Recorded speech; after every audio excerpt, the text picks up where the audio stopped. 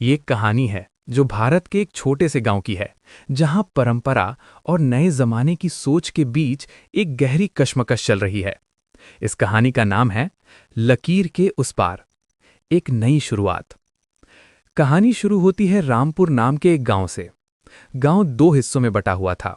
एक तरफ बस्ती, जहां मजदूर और पिछड़ी जाति के लोग रहते थे, और दूसरी तरफ ऊंचापुरा, जहां गांव के बड़े ठाकुर और जमींदार रहते थे। अर्जुन, जो बस्ती का रहने वाला था, ने बचपन से ही भेदभाव देखा था। उसके पिता श्यामलाल जमींदार के यहाँ खेत में काम करते थे और हमेशा सर झुकाकर बात करते थे। लेकिन अर्जुन की आंखों में अलग ही चमक थी। वो काबिल था और उसने कड़ी मेहनत करके शहर से इंजीनियरिंग की पढ़ाई पूरी की। टकराव और सच्चाई। जब अर्जुन कई सालों बाद गांव लौटा तो नज़ारा बदला हुआ था। गांव में एक नया स्कूल और हॉस्पिटल बनने वाला था, जिसका टेंडर एक बड़ी कंपनी को मिला था। इत्तेफाक से उस कंपनी का मेन इंजीनियर अर्जुन ही था। जब अर्जुन गांव के मंदिर के पास से गुजरा तो पुरानी सोच वाले कुछ लोगों ने उसे वहां देखकर टोक दिया। अर्जुन, तुम्हारी जगह बस्ती में है, मंदिर की सीढ़ियों पर नहीं, एक बुजुर्ग ने कहा। काका, भगवान ने तो इंसान बनाया था, ये बंटवारा तो हमने किया है। अगर मेरा खून और आपका खून एक रंग का है तो मेरी जगह अलग क्यों? बदलाव की लहर।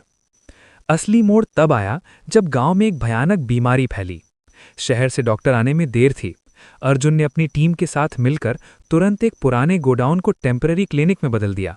उसने बिना जाति पाती देखे हर किसी की मदद की। एक दिन वही जमींदार जो अर्जुन को नीची नजरों से देखते थे, उनका बेटा बहुत बीमार हो गया। उसे खून की जरूरत थी। पूरे गांव में किसी का ब्लड ग्रुप मैच नहीं कर रहा था, सिवाय अर्जुन के। जमींदार के सामने एक बड़ा सवाल था। क्या वो अपने पुराने संस्कार बचाएं या अपने बेटे की जान? अंत, एक नया सवेरा। जमींदार ने अर्जुन का हाथ थामा और आंखों में आंसू लेकर कहा, मुझे माफ कर दो बेटा, मैंने सारी उम्र एक लकीर खींची थी, पर आज समझ आया कि इंसानियत से बड़ी कोई जाति नहीं होती। अर्जुन ने खून दिया और उसके बेटे की जान बच गई। उस दिन के बाद रामपुर की फिजाएं बदल गईं। बस्ती और ऊंचापुरा के बीच की वो दीवार गिर चुकी थी। अब गांव में भेदभाव की जगह बराबरी ने ले ली थी। कहानी का सार, यानी मॉरल।